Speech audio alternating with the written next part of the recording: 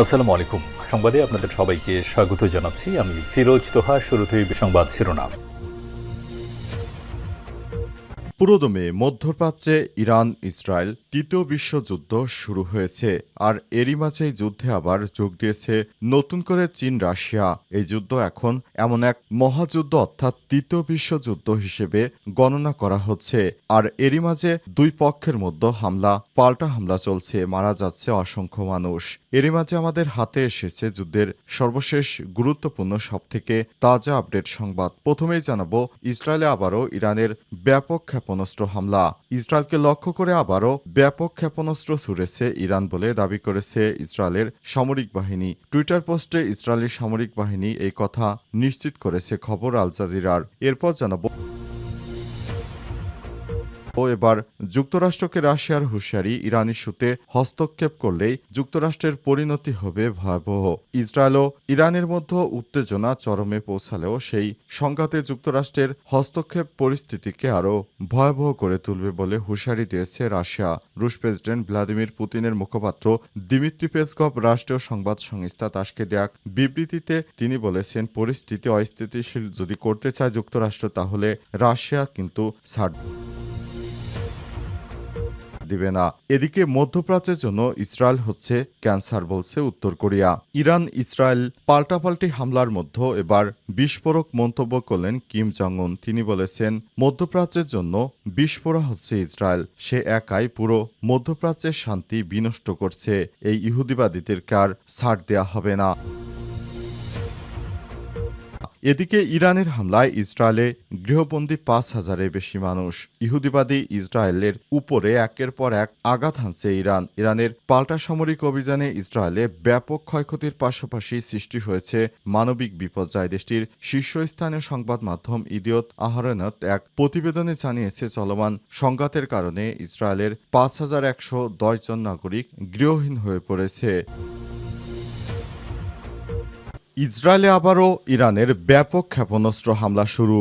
ইসরায়েলকে লক্ষ্য করে আবারও ব্যাপক হারে ক্ষেপণাস্ত্র ছুড়ছে ইরান বলে দাবি করেছে ইসরায়েলের সামরিক বাহিনী। এক্স পোস্টে ইসরায়েলি সামরিক বাহিনী এই কথা নিশ্চিত করেছে খবর আল জাজিরার। ইসরায়েলি সামরিক বাহিনী জানিয়েছে, ইরান থেকে ইসরায়েলের দিকে ক্ষেপণাস্ত্র ছোড়া হয়েছে, সেটা শনাক্ত করা হয়েছে। ইসরায়েলের প্রতিরক্ষা ব্যবস্থা এসব হামলা প্রতিহত করতে কাজ শুরু করেছে। একই সঙ্গে ইসরায়েলি বাহিনী জনগণকে নিরাপদ আশ্রয়ে সরে যেতে এবং নতুন নির্দেশ না দেওয়া পর্যন্ত সেখানেই অবস্থান করতে বলছে। এদিকে ইরানের পাল্টা সামরিক অভিযানে ইসরায়েলে ব্যাপক ক্ষয়ক্ষতির পাশাপাশি সৃষ্টি হয়েছে মানবিক বিপর্যয়। দেশটির শীর্ষস্থানীয় সংবাদ মাধ্যম ইদিয়ত আহরনত এক প্রতিবেদনে জানিয়েছে, চলমান সংঘাতের কারণে ইসরায়েলের 5,110 জন নাগরিক গৃহহীন হয়ে পড়েছে। এর মধ্যে রাজধানী তেল আবিব শহর থেকে গৃহহীন হয়েছে 907 জন। ইহুদিবাদী ইসরায়েলের অবস্থা একদম শোচনীয় পর্যায়ে করে দিয়েছে ইরানের একটি মিসাইল যেন ইহুদিবাদী ইসরায়েলের কলিজায় আঘাত করে তা চূর্ণ বিচূর্ণ করে দিচ্ছে। ইহুদিবাদী ইসরায়েল যে কোনো সময় তাকে ধসিয়ে দিবে ইরানের মিসাইলগুলো। ইরানের একটি মিসাইল যেন ইহুদিবাদীদের কলিজায় আঘাত করে এফোর করে দিচ্ছে। ইহুদিবাদীরা মনে করেছিল, আমরা বিগত সময় যেভাবে যুক্তরাষ্ট্র সহায়তায় মধ্যপ্রাচ্যের অন্যান্য রাষ্ট্রগুলোকে ধ্বংস করেছি, এবারও হয়তো আমরা তাই করতে পারব। কিন্তু তাদের মনে রাখা উচিত, ইহুদিবাদীরা ইরান একা নয়, ইরানের সাথে রয়েছে পারমাণবিক শক্তিধর আরও রাষ্ট্র, রাশিয়া, চীনসহ উত্তর কোরিয়া এবং পাকিস্তান। তাদের থেকে সরাসরি সহযোগিতা পাচ্ছে রাশিয়ার একটি ক্ষেপণাস্ত্র ইরানের হাতে যাচ্ছে এবং সেগুলো দখলদার ইসরায়েলের দিকে নিক্ষেপ করা হচ্ছে, যার কারণে ইহুদিবাদীদের অবস্থা খুবই শোচনীয় হয়ে পড়েছে। ইহুদিবাদীদের এবার আর কেউ রক্ষা করতে এগিয়ে আসছে না। যুক্তরাষ্ট্র শুধু কথাই বলে যাচ্ছে, কিন্তু তাদেরকে প্রতিরক্ষা খাতে কেউ সহায়তা করছে না। যুক্তরাষ্ট্রকে রাশিয়ার হুঁশিয়ারি, ইরান ইস্যুতে হস্তক্ষেপ করলেই ভয়াবহ পরিণতি। ইসরায়েল ও ইরানের মধ্যে চরম উত্তেজনায় পৌঁছলেও সেই সংঘাতে যুক্তরাষ্ট্রের হস্তক্ষেপ পরিস্থিতিকে আরও ভয়াবহ করে তুলবে বলে হুঁশিয়ারি দিচ্ছে রাশিয়া। রুশ প্রেসিডেন্ট ভ্লাদিমির পুতিনের মুখপাত্র দিমিত্রি পেসকভ রাষ্ট্রীয় সংবাদ সংস্থা তাসকে দেয়া এক বিবৃতিতে বলেছে, এই হস্তক্ষেপ পুরো পরিস্থিতিকে অস্থিতিশীল করে তুলবে এবং আরেকটি ভয়াবহ উত্তেজনার সিঁড়ি তৈরি করবে। খবর বিবিসি বিবিসির। যুক্তরাষ্ট্র এবং রাশিয়া বর্তমানে ইসরায়েল ইরান সংঘাতে বিপরীত পক্ষকে সমর্থন দিচ্ছে। মার্কিন প্রেসিডেন্ট ডোনাল্ড ট্রাম্প ইরানের নির্বিশত্ব আত্মসমর্পণের দাবি করেছে, এমনকি দেশটির উপর সামরিক হামলার পরিকল্পনার কথা শোনা যাচ্ছে। অন্যদিকে মস্কো তেহরানকে তাদের কৌশলগত মিত্র হিসেবে দেখছে। চলতি বছরের শুরুতে রুশ প্রেসিডেন্ট পুতিন এবং ইরানের প্রেসিডেন্ট মাসুদ পেজেশকিয়ান একটি বিস্তৃত কৌশলগত অংশীদারিত্ব চুক্তি স্বাক্ষর করেছেন, যার প্রথম অনুচ্ছেদেই প্রতিরক্ষা নিরাপত্তা সহযোগিতা জোরদারের কথা বলা হয়েছে। উল্লেখ্য, ইরান রাশিয়াকে শাহেদ ড্রোন সরবরাহ করছে, যা ইউক্রেন যুদ্ধের অন্যতম হাতিয়ার হিসেবে ব্যবহৃত হচ্ছে।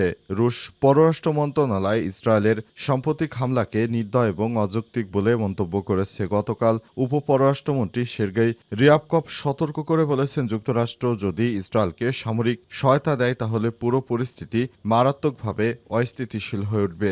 বিশ্লেষকদের মতে এই পরিস্থিতি রাশিয়া যুক্তরাষ্ট্র সম্পর্কের মধ্যে নতুন করে উত্তেজনা তৈরি করতে পারে, বিশেষ করে ডোনাল্ড ট্রাম্প পুনর্নির্বাচিত হওয়ার পর, যেটি অনেকটা স্থিতিশীলতার দিকে এগিয়ে যাচ্ছিল। মধ্যপ্রাচ্যে বর্তমান অস্থিরতার মধ্যে রাশিয়া এবং যুক্তরাষ্ট্রের অবস্থান সংঘাতের আশঙ্কাকে আরও বাড়িয়ে তুলছে, যার প্রভাব আন্তর্জাতিক কূটনৈতিক এবং নিরাপত্তার উপর পড়তে পারে বলে জানা যাচ্ছে।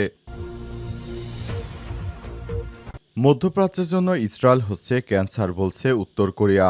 ইরান ইসরায়েলি বিমান হামলার ঘটনাকে কেন্দ্র করে উত্তপ্ত হয়ে উঠেছে আন্তর্জাতিক কূটনৈতিক অঙ্গন এবং এই হামলার বিরুদ্ধে এবার সরব হচ্ছে উত্তর কোরিয়া। তীব্র ভাষায় নিন্দা জানিয়েছে দেশটি। ইসরায়েল এখন মধ্যপ্রাচ্যের শান্তির জন্য ক্যান্সারের মতো এক সত্তা। বিশ্বের নজর যখন ইসরায়েল ইরান সংঘাতের দিকে, তখন পিয়ংইয়ংয়ের এমন মন্তব্য নতুন করে উত্তেজনার ইঙ্গিত দিচ্ছে। খবর টিআরটি গ্লোবালিস্ট। আজ দেশটির রাষ্ট্রীয় বার্তা সংস্থা কেসিএনএতে প্রকাশিত এক বিবৃতিতে উত্তর কোরিয়ার পররাষ্ট্র মন্ত্রণালয়ের মুখপাত্র বলেছেন, আমরা ইরানের বেসামরিক পারমাণবিক ও জ্বালানি স্থাপনাগুলোর উপর ইসরায়েলের হামলার গভীর উদ্বেগ প্রকাশ করছে এবং হামলাকে কঠোরভাবে নিন্দা জানাচ্ছি। রাষ্ট্রীয় বার্তা সংস্থা কেসিএনএতে প্রকাশিত বিবৃতিতে উত্তর কোরিয়া শুধু হামলার সমালোচনাই করেনি, বরং ইসরায়েলকে মানবতাবিরোধী অপরাধ হিসেবে আখ্যায়িত করেছে।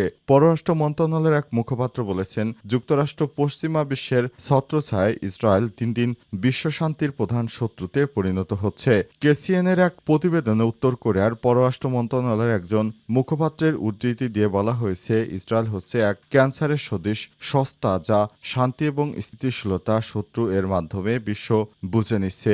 মধ্যপ্রাচ্যে চলমান অস্থিরতার মূল হোতা কারা? তিনি আরও বলেছেন, ইসরায়েলের হামলা আন্তর্জাতিক আইন, সার্বভৌমত্ব এবং মানবাধিকারের পরিপন্থী। এটি এক ক্ষমতাহীন মানবতা বিরোধী অপরাধ। তিনি আরও বলেছেন, ইসরায়েলি হামলায় নিরীহ বেসামরিক মানুষের প্রাণহানি হয়েছে, যা ক্ষমার অযোগ্য মানবতা বিরোধী অপরাধ। ইসরায়েলকে রাষ্ট্রীয় পৃষ্ঠপোষকতায় পরিচালিত সন্ত্রাসবাদী শক্তি হিসেবে উল্লেখ করে মুখপাত্র আরও বলেছেন, তেল আবিবের এই আচরণ গোটা অঞ্চলে একটি নতুন সর্বাত্মক যুদ্ধের ঝুঁকি তৈরি করেছে, যা অত্যন্ত দুর্ভাগ্যজনক। ডাক্তার তাসনুভাকে জড়িয়ে প্রোপাগান্ডা ছড়ানো হচ্ছে, যে কঠোর বার্তা দিল এনসিপি। সম্প্রতি সামাজিক যোগাযোগ মাধ্যমে ফাঁস হওয়া একটি অডিও কলের সঙ্গে জাতীয় নাগরিক পার্টি এনসিপির যুগ্ম আহ্বায়ক ডাক্তার তাসনুভা জাবিনকে জড়িয়ে প্রোপাগান্ডা ছড়ানো হচ্ছে। এই নারী নেত্রীর বিরুদ্ধে উদ্দেশ্যপ্রণোদিতভাবে চরম কুরুচিপূর্ণ, যৌন হয়রানিমূলক ও মিথ্যা প্রোপাগান্ডা ছড়ানো হচ্ছে। এবার কঠোর পদক্ষেপ নেওয়ার হুঁশিয়ারি দিয়েছে এনসিপি। আজ এনসিপির যুগ্ম সদস্য সচিব সালেউদ্দিন সিফাতের সই করা এক বিজ্ঞপ্তিতেই হুঁশিয়ারি দেওয়া হয়। বিজ্ঞপ্তিতে বলা হয়েছে, অনলাইন অফলাইনে নারী নির্যাতন ও সহযোগীদের বিরুদ্ধে আইনগত ব্যবস্থা গ্রহণ এবং সর্বশক্তি দিয়ে তা মোকাবেলা করবে দলটি। শিক্ষার্থীদের আন্দোলনের ফলে শেখ হাসিনা বাংলাদেশ ছেড়ে পালাতে বাধ্য হয়। এরপর শিক্ষার্থীদের নেতৃত্বে বাংলাদেশে নতুন যে রাজনৈতিক দল গঠিত হচ্ছে সেটি হচ্ছে এনসিপি। এনসিপিতে যে নেতৃত্বরা যোগ দিচ্ছে তাদের বেশিরভাগই তরুণ নেতৃত্ব। তারাই হচ্ছে বাংলাদেশে ভবিষ্যতে একটি এনসিপি রাজনৈতিক দল গঠন করেছে। আর সেই দলের অনেক নেতাকর্মীদেরকেই বিভ্রান্ত করার জন্য, বিশেষ করে নারী নেতৃত্বকে বিভ্রান্ত করার জন্য বিভিন্ন কুচক্রী মহল নানা গুজব ও অপকর্ম ছড়িয়ে বেড়াচ্ছে। এগুলোর বিরুদ্ধে তাই এবার সোচ্চার হয়েছে তারা জানিয়েছে, আমরা যে কোনো অরাজকতা মোকাবেলা করার জন্য সর্বাত্মক সচেষ্ট অবস্থায় রয়েছি। ভবিষ্যতে যেন কোনো রাজনৈতিক দল আমাদের নেতৃত্ববৃন্দর নামে কোনো কুৎসা রটাতে না পারে সে ব্যাপারে সর্বাত্মকভাবে কাজ করছি আমরা বলে জানিয়েছে এনসিপি। এনসিপির পক্ষ থেকে বিভিন্ন পদক্ষেপ নেওয়া হবে যারা ভবিষ্যতে এনসিপির নেতৃত্বের নিয়ে বিভিন্ন সামাজিক যোগাযোগ মাধ্যমে অশালীন নৈরাজ্য ছড়াবে তাদের বিরুদ্ধে এবার কড়া অ্যাকশনে যাচ্ছে জাতীয় নাগরিক পার্টি এনসিপির পক্ষ থেকে, তাই বিষয়টি নিশ্চিত করা হলো।